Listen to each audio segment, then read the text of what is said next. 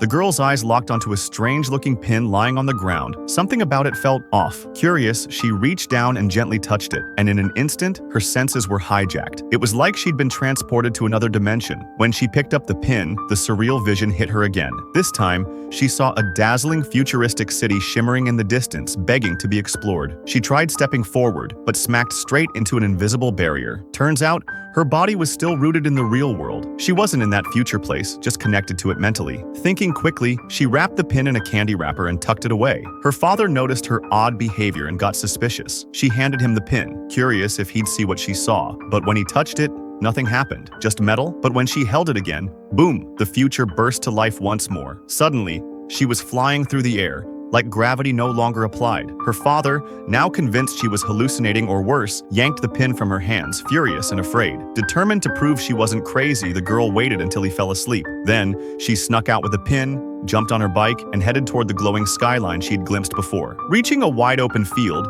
she touched the pin again, and this time, she crossed over. For real. The future city wasn't just in her head anymore. She walked its streets in awe, but then something changed. Her limbs felt heavy, her body slowing, sinking, as if into water. Looking down, she realized the pin's energy was fading fast. Panicking, she clutched it tight. She needed answers, but time had run out. A final flash, and she was back in the present. The pin was dead. No glow, no power. Refusing to give up, she scoured the internet. That's when she found a clue. The pin was actually a space-themed souvenir from the World Expo, the only remaining stock in Texas. She only had an address, but that was enough. She asked her brother to cover for her and set off alone. But the next morning, another girl came knocking. Her brother tried to stall with the story they'd rehearsed, but she wasn't buying it. He cracked, spilling everything. The girl's face shifted instantly, like she knew exactly what was going on. Meanwhile, the main girl had arrived at the shop in Texas. To her shock, the shop owner and his wife recognized the pin immediately. They even offered to recharge it, but under one condition. She had to reveal who gave it to her. She told them the truth. She just found it by chance. But they didn't believe her. The couple exchanged a glance. Then, without a word,